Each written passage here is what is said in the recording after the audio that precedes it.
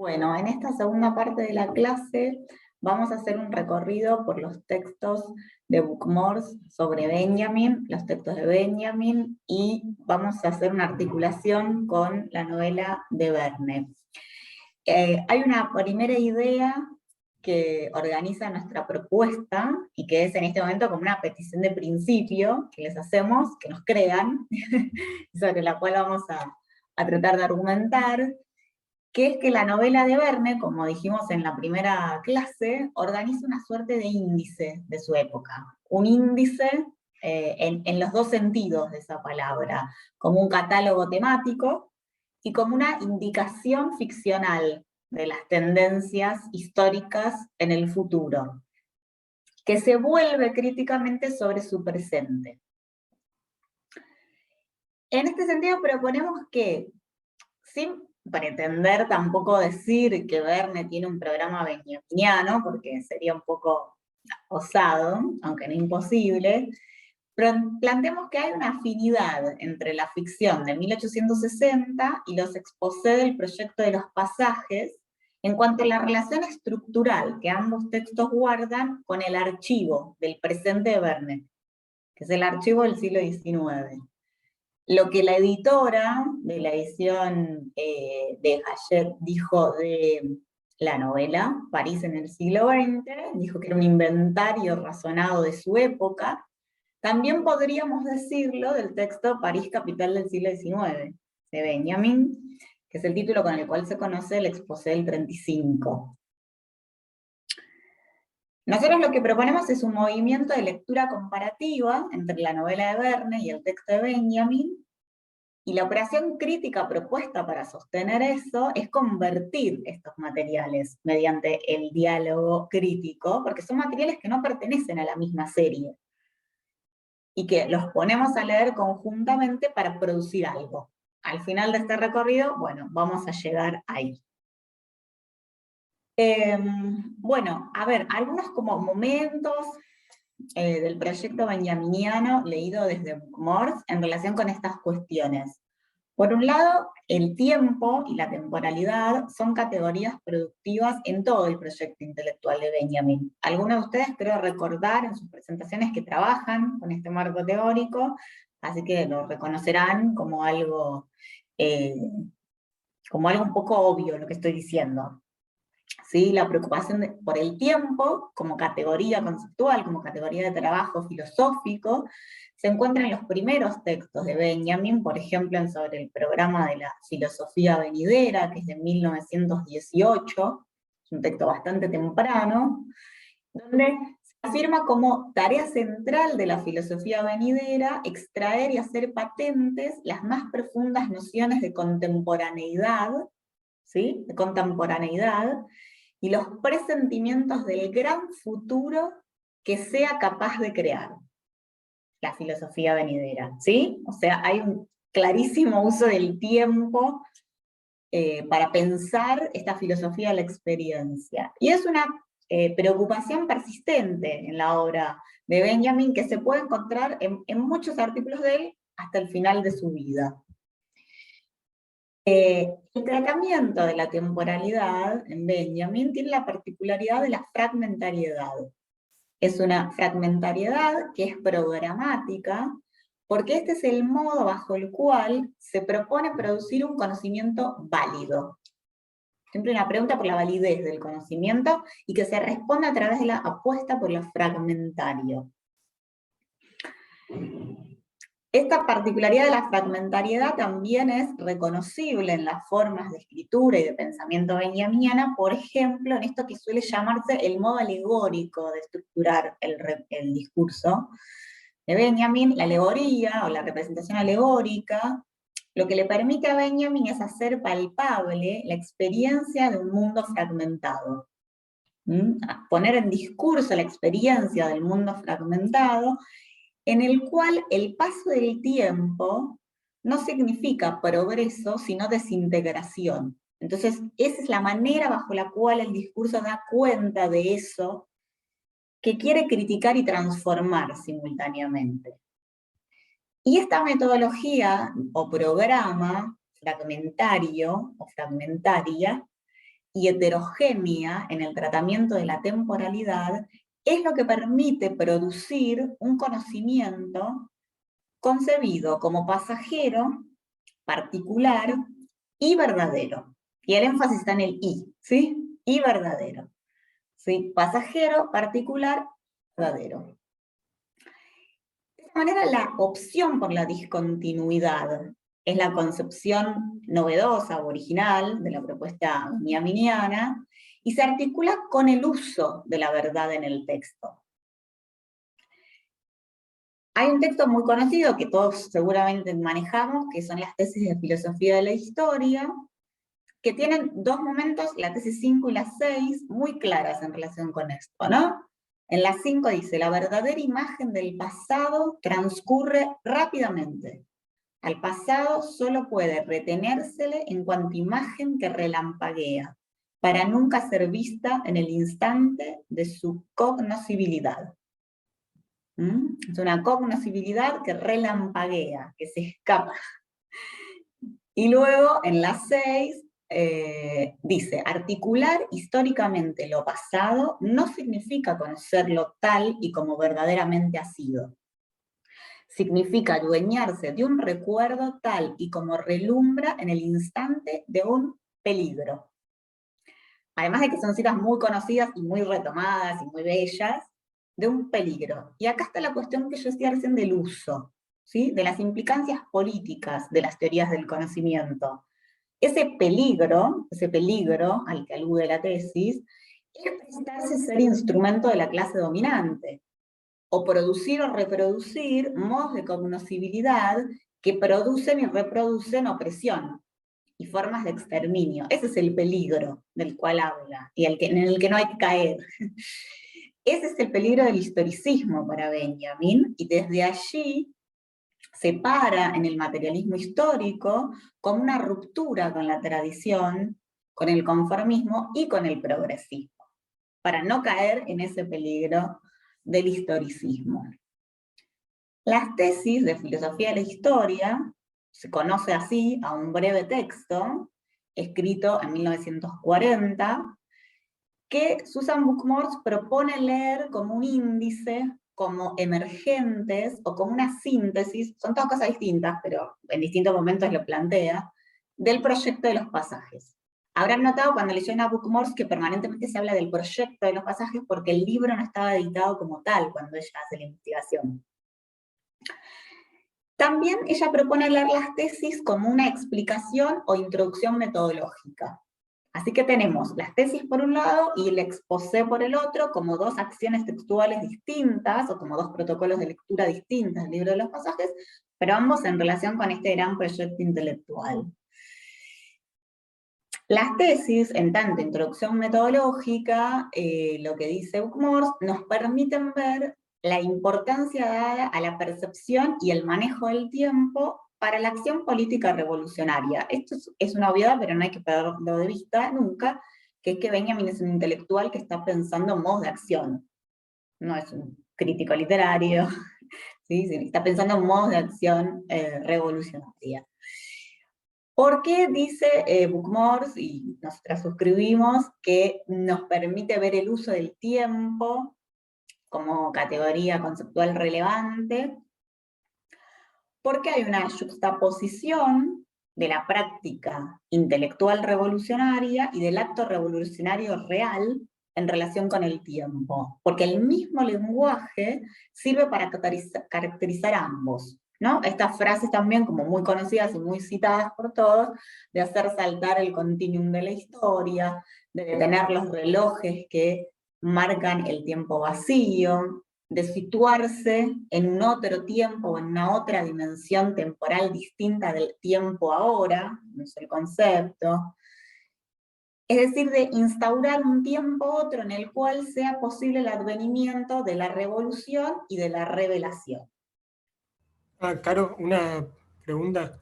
Me acordé mientras decías esto, también en el texto de Benjamin de las tesis sobre filosofía de la historia, no me acuerdo qué número, pero hay una imagen que me resulta muy memorable, que es la de, no sé si hablaba sobre la Revolución del 48, que dice que las personas le disparaban a los relojes en las torres. Sí, sí, la ruptura de los relojes, sí, muy, muy hermosa imagen, sí, gracias. Entonces, todas estas imágenes en relación con el tiempo, como categoría conceptual, como lugar en el cual dirimir los conflictos, y como condición de posibilidad para pensar de un modo distinto, para armar un marco de cognoscibilidad distinto que permita un plan de acción distinto. Y después, en segundo lugar, también, porque podemos ver ahí la manera en que se construye la herramienta principal de este proyecto, que es la imagen dialéctica. La imagen dialéctica permite ver el presente en constelación, esa es la palabra que se usa, con elementos del pasado para su mutua inteligibilidad. Recuerden lo que decíamos antes, ya lo saben seguro, que hay una postura antihistoricista. Entonces, ¿qué buscamos? Busca Benjamin leer el pasado y el presente como una mutua inteligibilidad en la imagen dialéctica. La imagen viaja en el tiempo, y esta inadecuación, ¿se acuerdan que en la primera clase hablamos del anacronismo voluntario, de producir voluntariamente un anacronismo? Esta inadecuación, o contradicción, o contraste, causa el efecto que interviene en el presente como momento y lugar del cambio. El presente siempre es el momento en el cual la revolución puede suceder, es el lugar en el cual es posible el advenimiento de la redención, y entonces este uso violento del paso del tiempo puede permitir la ruptura, o la puerta de entrada, esa es otra imagen muy célebre, de ese cambio, ¿no? Y acá está, en la tesis 16, está muy lindo dicho también, dice: el materialista histórico no puede renunciar al concepto de un presente que no es transición, sino que ha llegado a detenerse en el tiempo.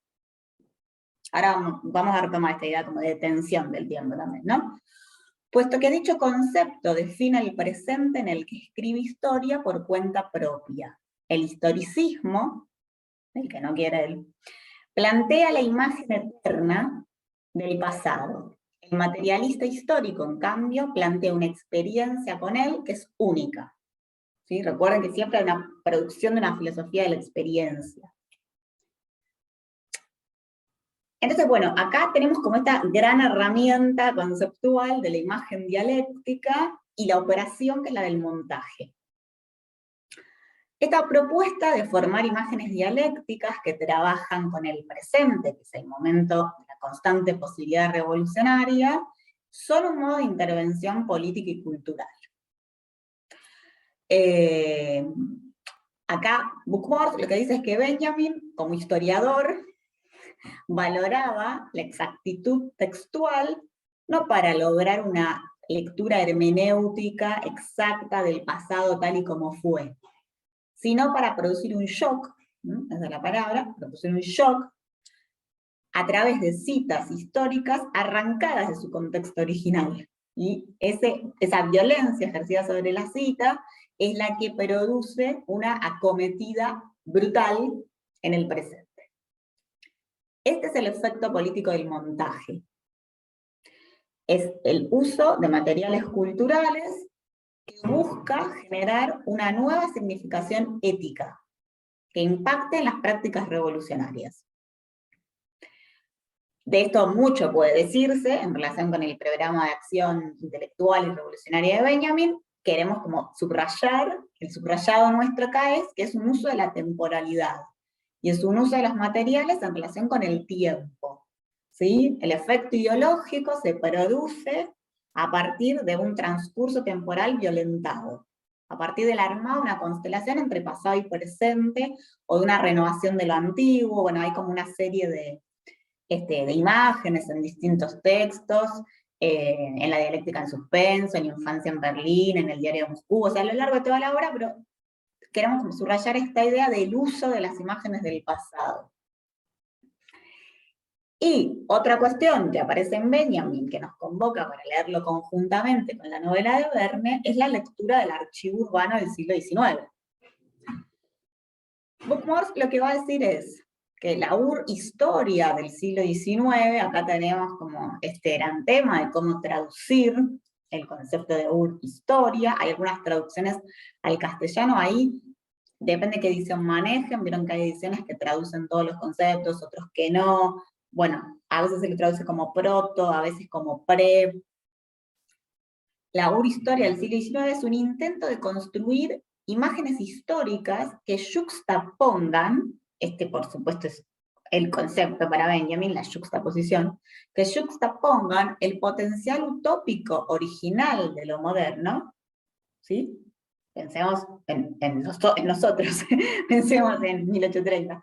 El potencial utópico original de lo moderno, en las que los elementos arcaicos y míticos encuentran contenido histórico, no mítico, y acá lo que decíamos hace un rato, ¿no? ¿Qué pasa entre el 30 y el 70? ¿Lo mítico encuentra un contenido no mítico cuando hay una concreción histórica? ¿Qué pasa ahí? Con su bárbara y catastrófica realidad presente, y ahí es 1930. 1930. Ese es el movimiento, ¿no?, que tenemos que leer en todo el proyecto intelectual de Benjamin. Los esfuerzos de Benjamin se orientan a lo largo de toda su vida a la producción de una teoría del conocimiento que permita una nueva y más elevada, en el sentido romántico, forma futura de experiencia. Entonces hay una proyección hacia el futuro, aunque no haya representación del futuro, como ahora vamos a ver, y hay una intensa apuesta por una reflexión sobre la experiencia para una producción de práctica. Estos movimientos a través del tiempo dejan sus marcas y son condición de posibilidad, dos cosas, ¿no? Porque si uno dice dejan sus marcas, parece que una cosa fuera primero, la otra después, y son condición de posibilidad, porque sin ellos no sería posible, en la escritura, en las formas de la escritura. Por ejemplo, uno chiquito que es muy lindo, el Diario de Moscú. Ustedes saben que Benjamin, entre diciembre del 26 y enero del 27, unas pocas semanas, viaja a Moscú. Viaja a Moscú a ver una mujer a quien ama, y con quien tiene una relación un poco accidentada y de desencuentro, y registra esa experiencia en el diario. Él ya de regreso en Europa escribe, 30 de enero, añadiré algunas cosas acerca de Moscú de las que no me había dado cuenta hasta ahora, aquí en Berlín, donde acabo con el día 29 de enero las anotaciones iniciadas el día 5 de febrero. Fíjense, ¿no? Para el que llega de Moscú, Berlín es una ciudad muerta. Esta manera de hablar desde el futuro del recuerdo, ¿no?, y a la luz del presente, la rememoración, es lo que produce esa escritura en el diario, ¿no? Y es lo que permite, de alguna manera, expandir o empujar los límites de los géneros o de los modos de escritura. En el caso de la cita recién, que les leí chiquita, ¿no?, empujando las posibilidades de un diario, porque ya no es un registro sincrónico de la experiencia. Cuando él escribe, ¿no?, ahora estoy acá y ahora rememoro, y entonces cuando llegué me di cuenta que, y que ya el diario sea un lugar de experiencia o de experimentación de una teoría del conocimiento, por ejemplo, que es lo que él está pensando en la década del 20. En el caso de la novela de Verne, podríamos decir que este uso del tiempo hace que sea un lugar de exploración e imaginación del futuro como crítica y transformación del presente. El exposé. El texto titulado París, capital del siglo XIX, que es la lectura que elegimos para esta semana, en su primera versión de 1935. Luego hay una del 39. En el libro de los pasajes que les pusimos la edición en castellano, tienen todas las versiones. Las pueden consultar ahí. El texto, entonces, la versión que presentamos, está dividido en 6 partes que articulan una figura histórica con un fenómeno histórico, como se puede ver en los subtítulos. ahora vamos a volver sobre esto, y fue presentado por Benjamin en su correspondencia con Horkheimer, con Adorno, con Brecht, o sea, muchas oportunidades, como el plan principal, así es como él lo llama, como el plan principal del libro de los pasajes. Como vieron, es un texto breve y que se desarrolla, como decía yo hace un minutito la palabra clave, bajo el plan de la presentación o yuxtaposición de materiales sin mucha explicación o segmento teórico, como te dicen cuando se cartean con Adorno, ¿no?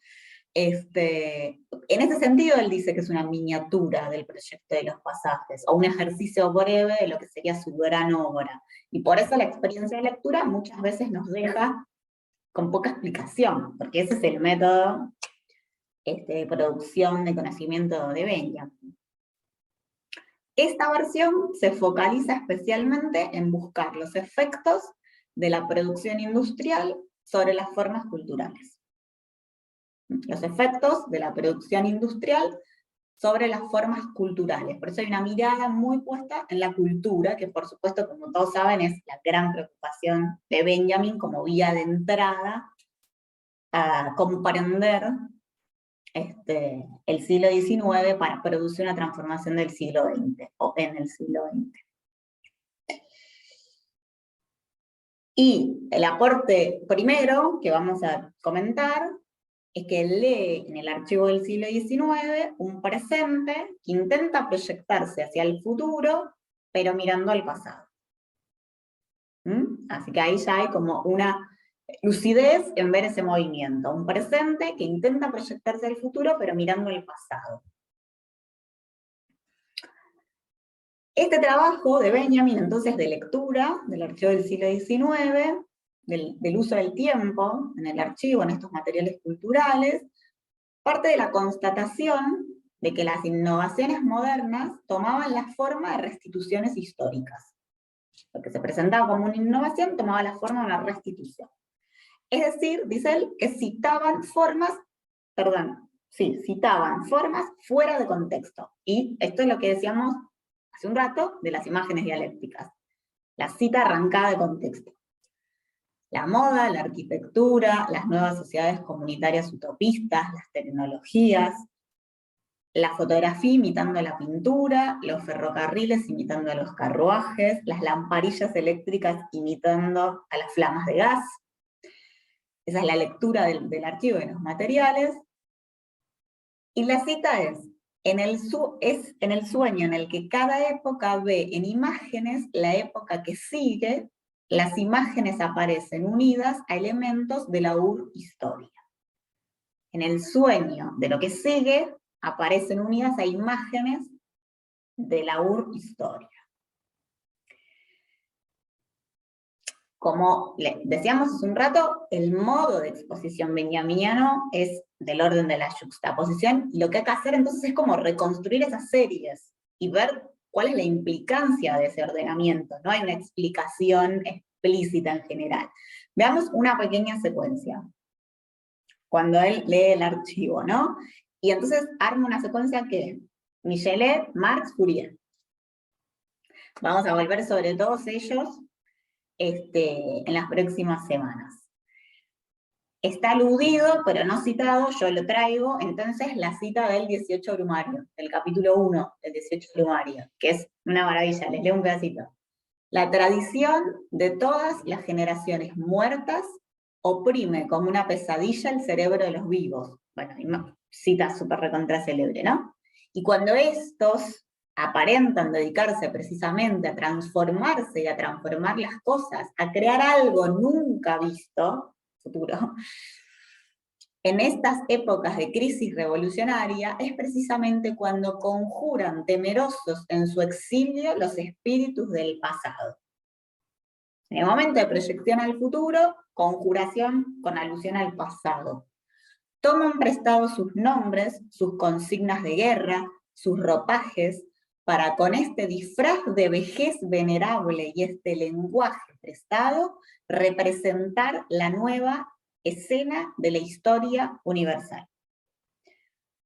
Con esto podemos seguir conversando todo el resto del curso, ¿no? La formación de un lenguaje nuevo, los ropajes del pasado, la escena de la historia.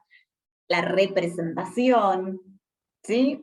La cita continúa, es muy linda, pasa a ejemplificar el modo en que la revolución actualiza su valor de verdad con escenas del pasado, con formas del pasado.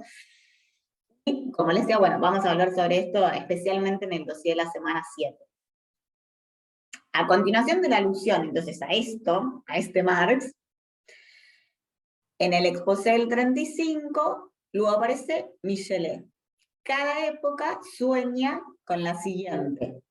O sea, Marx había dicho, la tradición oprime como una pesadilla el cerebro de los vivos, Michelet cada época sueña con la siguiente, y Benjamin ahí va a decir, a la forma de los nuevos medios de producción, que al comienzo todavía está dominada por la forma anterior, Marx, corresponden en la conciencia colectiva imágenes en las que lo nuevo se entrelaza con lo viejo. Y ahora le explica un poquito. Estas tendencias, ¿sí?, de luz del tiempo, hacen retornar la fantasía de la imagen que conserva el impulso de lo nuevo hacia el pasado. En el sueño en el que cada época contempla en imágenes la época que vendrá, fíjense que esto es la novela, ¿no? Es una imagen del tiempo que vendrá. Esta última aparece ligada a los elementos de la urihistoria, o de la protohistoria, tener la traducción, ¿no? Es decir, de la sociedad sin clases. Y acá es donde ya tenemos mil problemas, ¿no? Con la representación de una sociedad o preclasista o sin clases. Sus experiencias, que se almacenan en el inconsciente colectivo, producen en la interpenetración con lo nuevo la utopía. E inmediatamente pasa a Fourier.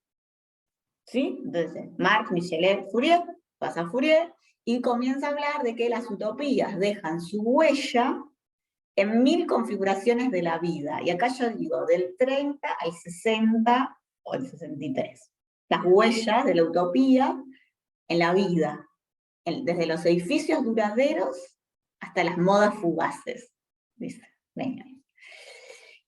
Y rastrea que todos son rastros que aparecen en las utopías de Fourier, en la aparición de la máquina, ¿sí? Y ahí hace un desarrollo muy, muy elocuente, que uno podríamos leer juntos palabra por palabra prácticamente, donde la serie es moralidad, maquinaria, pasiones, ¿sí? Moralidad, maquinaria, pasiones, fíjense para la novela que ha adecuado, y la periodización coincide también de alguna manera con lo que habíamos visto la vez pasada de Osterhammel, ¿no? Como de un Fourier a Zola, ¿no? Como del 30 al fin de siglo. Entonces, bueno, ven acá cómo tenemos este movimiento. Tenemos un presente, que es el siglo XX de Benjamin, que va hacia un pasado, que es el archivo del siglo XIX, para proyectar un futuro, que es la revolución. Y hace una lectura simultánea de estos tiempos para producir la transformación del presente.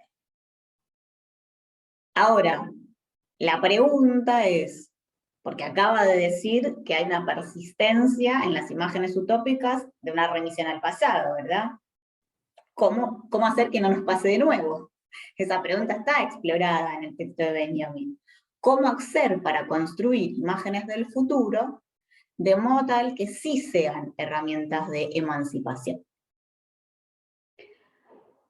En relación con esto, ustedes saben que en la teoría de Benjamin hay bastante teorización acerca de bajo qué modos la cultura puede producir formas que efectivamente emancipen, porque ya hay una alerta ahí, bastante clara en los textos de la década del 30, ¿no?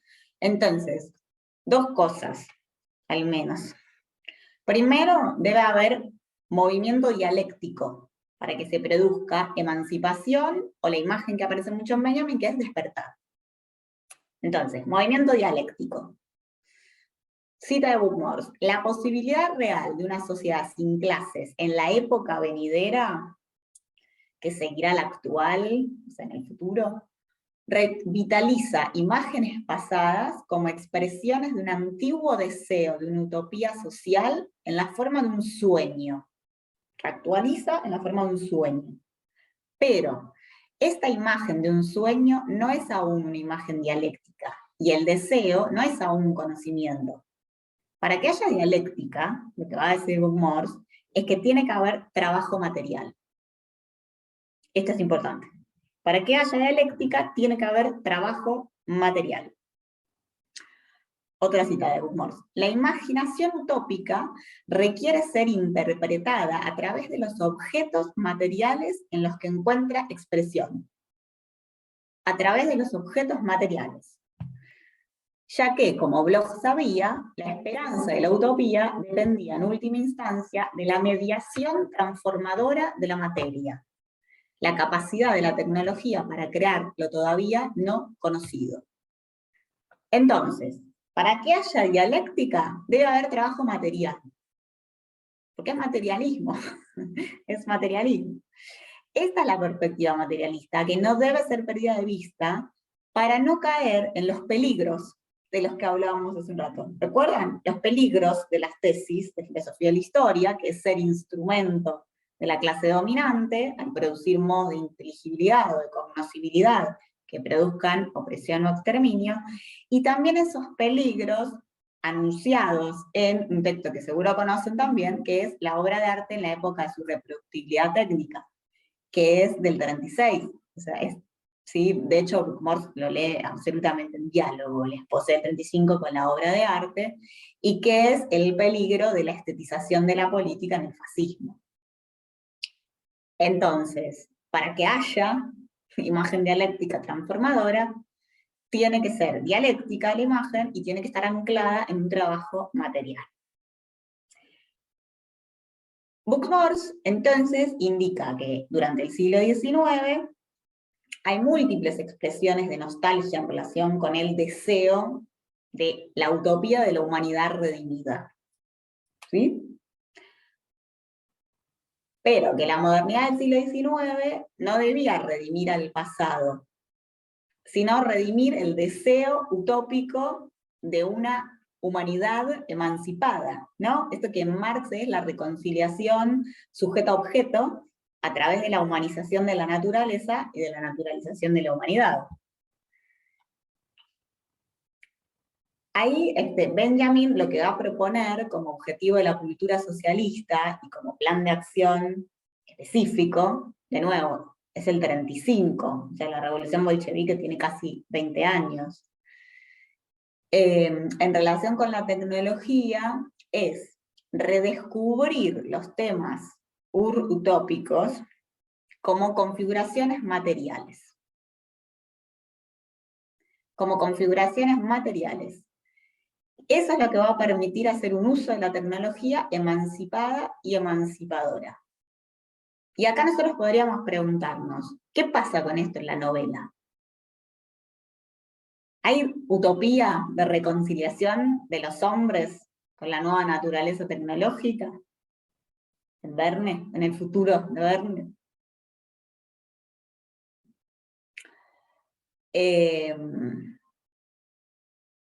Lo que va a decir Buchmore, lo del Verne se los dejo para que cuando entre un rato me digan qué les parece, si hay o no hay. Lo que va a decir Buchmore, entonces, es que la imaginación utópica atraviesa el desarrollo continuo histórico de la tecnología como posibilidad de ruptura, pero para que sea realmente efectiva como herramienta de emancipación futura y no sea una restauración del pasado, tiene que producirse una relación o tiene que estar basada en nuevas formas que apenas comenzamos a vislumbrar, dice, en la cita que aparece en Buchmore del exposé. ¿Sí? Esto es lo que quiere decir que cada época sueña con la siguiente. Que las imágenes no son previsiones del futuro, sino son provisiones del presente. Están en relación con el presente, no con el futuro. Sin la perspectiva materialista, que determina la función política de la imagen, de la técnica, no hay emancipación. Lo que hay es estetización, fetichismo, ideología en el sentido ortodoxo, ensueño capitalista, bueno. Acá se puede como continuar esta línea, de hecho, en el capítulo que les dejamos para que lean de Bookmorse, esto está más desarrollado, cuál es el modo en el cual la técnica funciona como lugar en el cual puede comenzar a producirse la transformación del orden social en el régimen socialista. En Dialéctica de la Mirada, Bookmorse indica que la urihistoria, la sociedad sin clases de la época venidera, es una utopía social con la forma de un sueño de lo que todavía no es. Y que en Benjamin, la utopía debe ser interpretada a través de los objetos materiales, en los que encuentra expresión. Y acá nosotros es que proponemos la operación análoga con la novela de Verne. O sea, Verne lee el siglo XIX, arma un archivo de su presente, y de esa manera da cuerpo a la utopía. Y si nosotros partimos de una concepción materialista del lenguaje, cuando decimos dar cuerpo, de lo que estamos hablando es de producir una representación verbal del futuro. Es decir, darle una base material. Que la utopía se exprese verbalmente es darle una base material. El lenguaje es material.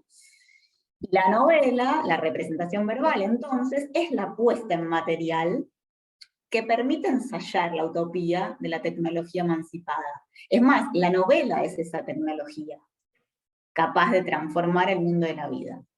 Bien, entonces, Bookmorse continúa indicando esto que decíamos antes, que hay una capacidad de la tecnología de crear lo todavía no creado.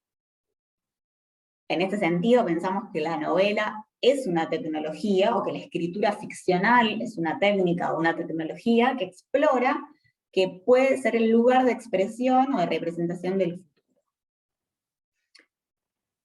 La tecnología, señala Bookmorse en relación con Benjamin, tiene la capacidad de ruptura revolucionaria en la imaginación utópica, porque las imágenes utópicas son configuradoras de la vida. Y son, dice una imagen que me parece muy linda, manifestaciones del deseo de felicidad, ¿sí? Pero ¿de qué estilo o de qué tipo? Y retomo acá lo primero que dije en relación con el programa benjaminiano. Son manifestaciones de la verdad en su transitoriedad, ¿sí? En su transitoriedad. La propuesta benjaminiana es la fragmentariedad y es la heterogeneidad en el tratamiento de la temporalidad. Produce un conocimiento concebido necesariamente como pasajero, particular y verdadero. ¿Se acuerdan que les dije y verdadero? Y de alguna manera, y esto también es una hipótesis que podemos discutir, estas son cualidades de la escritura ficcional. Producir este estatuto de verdad. Una verdad fragmentaria, pasajera, particular y verdadera. Como decíamos al comienzo, entonces la propuesta es convertir estos materiales al ponerlos a dialogar juntos, a materiales que en sus condiciones cotidianas no dialogarían. Para empezar, por ejemplo, porque la novela de Verne estaba perdida en el tiempo cuando Benjamin escribe. ¿Se acuerdan que estuvo en una caja de seguridad hasta 1994? Y ver qué pasa en ese diálogo crítico entre materiales que no pertenecen a la misma serie. Pero nosotros creemos que hay una serie de observaciones de Benjamin que pueden funcionar muy bien como claves de lectura de la novela de Verne. El exposé, París, capital del siglo XIX. Si vemos el índice del texto, hay una articulación entre una figura pública, pero que en realidad es una acción, ¿no? Es una acción, no es una persona, no es un personaje, y una localización. Y esa localización es condición de posibilidad de la acción. Hicimos la arquitectura del exposé, los 6 capítulos, Fourier o los pasajes, Darraguer o los panoramas, Granville o las exposiciones universales, Luis Felipe o el interior, Baudelaire o las calles de París, Haussmann o las barricadas.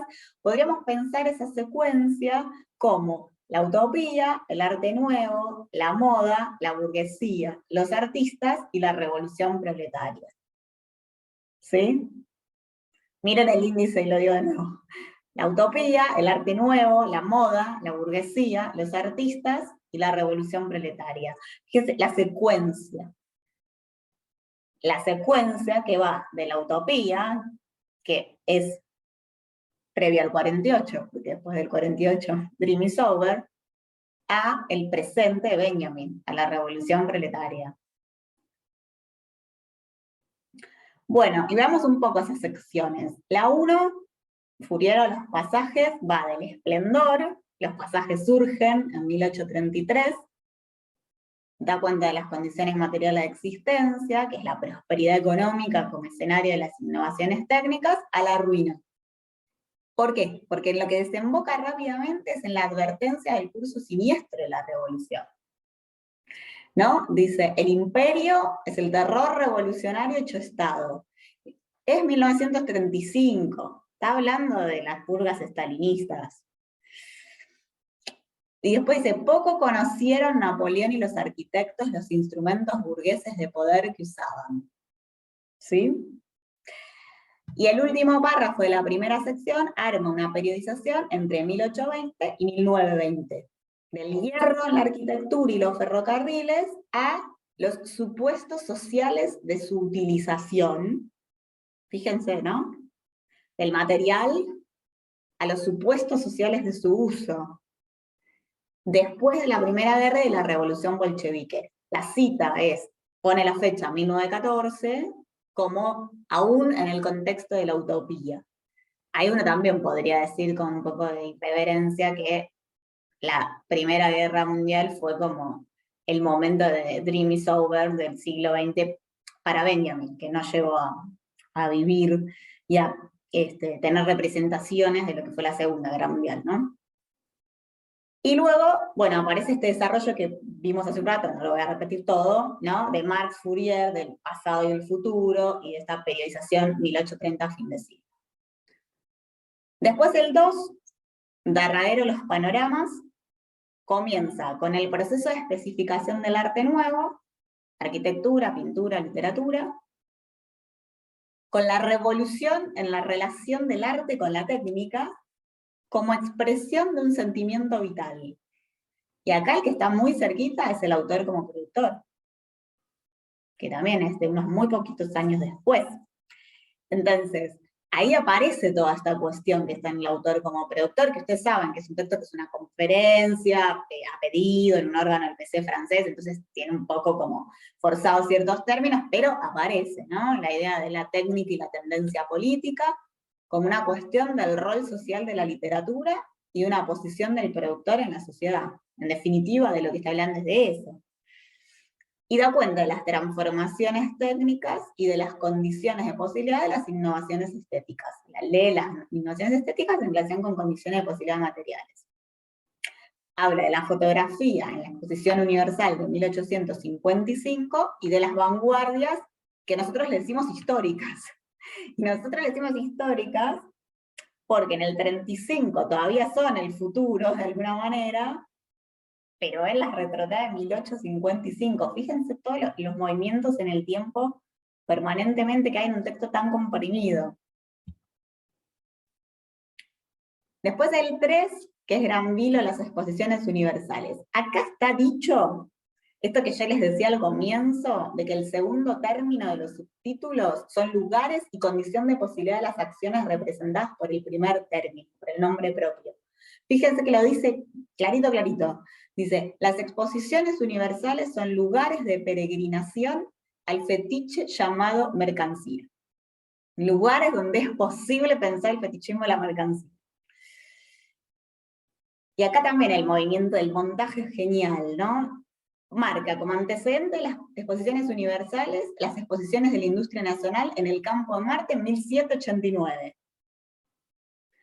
¿No? Entonces dice, bueno, toda exposición es burguesa, incluso cuando era en la era revolucionaria. La burguesía, pensando en lo nacional, 1789, y lo universal, siglo XIX.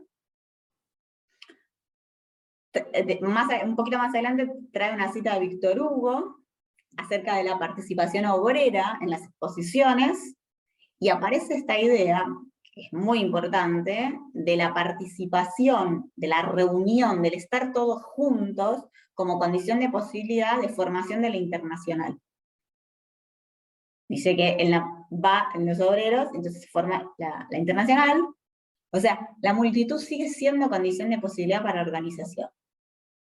Esto es así, ahí hay que pensar qué pasa con la multitud para los sujetos que no pueden organizarse en Berni. ¿Qué le pasa a esos sujetos lanzados y arrojados a multitudes, pero que no hay organización colectiva? No hay esto. Y aparece una cosa muy importante, que es la burguesía y sus herramientas de disciplinamiento del proletariado mediante el consumo cultural, ¿no? Pero aparece con estas palabras: fantasmagoría, diversión, manipulación, enajenación o alienación, depende de qué traducción tengan, en el arte de Granville. Ahí en la serie también mete a los sansimonianos, y los critica fuertemente, y va a decir, ojo con la industrialización de la tierra sin despojarse del proyecto ideológico de la burguesía, que lo viene haciendo desde 1789. Ojo con la lucha de clases, crítica marxista del socialismo utópica, ¿no? Ojo con la ideología, lo que decíamos recién. Ojo con la estetización, porque esa serie llega a Granville y termina diciendo, el fetichismo de la mercancía es el tema secreto de Granville. Habla de la utopía y el cinismo. Recuerden acá los peligros de los que hablábamos antes, los peligros de las tesis y de la obra de arte, la utopía y el cinismo, de la especialización o las especialidades, la publicidad, la moda, y dice, y esto termina en locura. ¿Sí? Esto es una alerta ante el fascismo, o sea, la locura es el fascismo de lo que está hablando. Y cierra este apartado con la afirmación del título del artículo. ¿Sí? Les leo. La fantasmagoría de la cultura capitalista alcanza su despliegue más luminoso en la Exposición Universal de 1867. El imperio está en la cumbre de su poder. París se confirma como la capital del lujo y de la moda. La opereta, Offenbach dicta el ritmo de la vida parisina, la opereta es la irónica utopía de un dominio perenne del capital. Bien, después tenemos el 4, Luis Felipe o el interior. Este es el apartado dedicado a la burguesía, ¿no? Al hombre privado, que pasa al escenario histórico, habla de los teatros y de los escenarios de la acción burguesa, y va a hablar primero, en relación con Marx, de la constitución del Estado burgués moderno, y simultáneamente de la formación de la interioridad y la intimidad burguesa. Y ahí habla del interior, de las ilusiones, de la lejanía del pasado, del salón como platea del mundo, de cuáles son los verdaderos lugares de poder, y allí enlaza con el análisis del estilo modernista de los interiores, y de allí inmediatamente al individualismo. ¿Sí? O sea que hay una crítica completa a la burguesía, realmente completa. Lo público, lo privado, el estilo, la interioridad, la subjetividad, dónde está el ejercicio del poder. Y luego, como contrapunto, y esto es una típica operación benjaminiana, ¿no? Que se nos corre, se indica que el interior igual es espacio, condición de posibilidad, esto que yo les decía antes, ¿no? Espacio como condición de posibilidad, de la emergencia de lo revolucionario. ¿Que quién es? El coleccionista. Dice, en el interior vive el coleccionista. El coleccionista, que es inquilino y no dueño, o sea, su pertenencia a clase no es plena, y que transfigura las cosas, que pone el foco en el valor de uso, pondera el valor de uso y en el valor de cambio, y acá está todo este programa de Benjamin, que seguro conocen también, que está muy desarrollado en otros textos, de cambiar la relación del sujeto con los objetos, la relación con las cosas, con los materiales. Esto es retomado, por supuesto, en el siguiente, que es Baudelaire, Las calles de París. Bueno, Baudelaire está amplísimamente trabajado en la obra de Benjamin, vamos a decir como solamente lo relevante en relación con nuestra fuente. Aparece la figura del ingeniero, aparece la figura de la alegoría, y de nuevo acá aparece entonces establecer una nueva relación con los materiales. Ahí él dice, ¿no? París se hace por primera vez tema de la poesía lírica. ¿Cómo se establece una nueva relación con los materiales? Mediante la instauración de una nueva mirada. ¿Sí? Dice, estos materiales permiten una nueva forma de ver, de entender, de transformar el mundo. Y aparece la figura del flaner, del alienado, del lúcido, ¿no? El lúcido, el que como está en el borde puede ver. Acá esto también es interesante para pensar a Michel, ¿no? Que está en la bibliografía y que es bastante discutible cuál es la afiliación de Michel con el flaner. Porque el flaner, dice acá Benjamin, está en el umbral, entonces puede accionar en la multitud, es condición de posibilidad de su acción la multitud, porque puede ver las contradicciones de la posición del escritor y del intelectual. Acá, de nuevo, está sonando mucho el autor como productor, es un problema de posición. Y aparece esta imagen muy célebre también, de que el escritor va al mercado creyendo que va a mirar y en realidad va a venderse, como una prostituta. De nuevo, el autor como productor, ¿no? La clave es la posición en la visión social del trabajo, porque ahí dice, ¿no? El lazo está entre la posición económica y la posición política. Es la posición en la visión social del trabajo.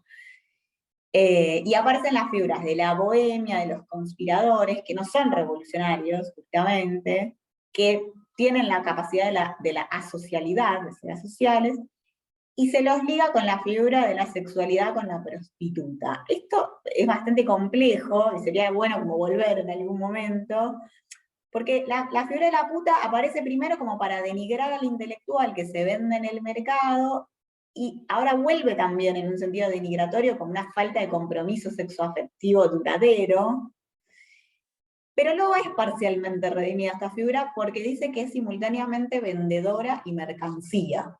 Entonces es también una figura que está alienada y que tiene sus contradicciones. Ahí siempre hay que hacerse la pregunta, ¿qué pasa con los personajes? ¿No? ¿Los personajes tienen contradicciones o no? Bueno, mucho habría para decir sobre la lectura conjunta que hace Benjamin de Baudelaire, lo moderno y París. Baudelaire es una fuente privilegiada del proyecto de los pasajes, y también vieron que en las lecturas de las distintas versiones de los ensayos sobre Baudelaire se puede reconstruir muy bien, como las operaciones críticas de Benjamin. Lo importante para nosotros, para la lectura de Verne, es que aparece esto de lo moderno, citando la pre- o protohistoria, por un lado, el uso de la ambigüedad de la época, y que la ambigüedad funciona como una detención de la utopía, o que la detención de la utopía es posible por la ambigüedad. ¿Sí? Entonces, la detención, la pausa, la detención, es el modo que encuentra Benjamin de exponer la lógica del fetichismo de la mercancía, de detenerlo, de evidenciarlo. ¿Se acuerdan lo que decíamos antes de que no sea una imagen utópica, sino que tiene una concreción material? La concreción material es en el lenguaje y es en la contradicción, en la figura de la contradicción. Cuando yo decía recién, bueno, pensemos si los personajes tienen ambivalencias morales o no, tienen contradicciones o no, pensemos si son solo utopía o no, o si funcionan como una detención dialéctica, ¿no? Esto es Verne, esto es la novela de Verne. Bien, y después el último apartado, de Haussmann a las barricadas, aparece esto del ideal de medición, ¿no? A mí me gusta esta imagen que se la escuché una vez hace poco un politólogo que decía que el poder pasa de la espada, de ser el poder de la espada, a ser el poder de la regla, de la medición. Y aparece también la idea de estetización, que ya veníamos conversando, ¿no? Entonces, bueno, también aparecen figuras muy importantes para la novela también, de la especulación financiera, la bolsa y los juegos de azar. Aparece una imagen muy linda de que el jugador es como un flaner, pero en el tiempo, porque el tiempo del jugador es de fantasmagoría, porque es una droga, es un narcótico. Aparecen estas ideas de los modos de formación de la ciudad, esto que veíamos en las imágenes. Esto se ve en la novela, se ve, ¿no?, que los espacios son condición de posibilidad de esas vidas, dónde vive cada personaje, cuánto se tienen que trasladar, cómo son las casas donde viven. Aparece la figura del artista demoledor y del embellecimiento estratégico. Acá nos resuena la novela y también, por supuesto, el peligro de la estetización en el fascismo, ¿no? Se explican las alianzas y los enfrentamientos de clase desde el siglo XVIII hasta la actualidad, y se hace un arco de Balzac al surrealismo, ¿no? ¿Y qué permite ese arco? Permite ver un rol progresista del arte en un momento, habla de la emancipación del arte en el siglo XIX, pero siempre con una alerta ante el peligro, ¿no? Porque dice, se prepara para convertirse en publicidad. Ojo. Y esa es la ambivalencia que es condición de posibilidad de la emancipación, que dudan, que van al mercado, que están listos para ingresar al mercado, pero dudan. Y el texto cierra maravillosamente con una declaración metodológica, ¿no? Que cierra todo, que resume todo. Dice, de esta época surgen los pasajes, fíjense, los pasajes y los interiores, los pabellones de exposiciones y los panoramas. Son los residuos, este es el objeto de Benjamin, son los residuos de un mundo soñado. Y uno podría preguntarse si no son también los de Verne. La valoración de los elementos del sueño al despertar es el caso paradigmático del pensamiento dialéctico, método.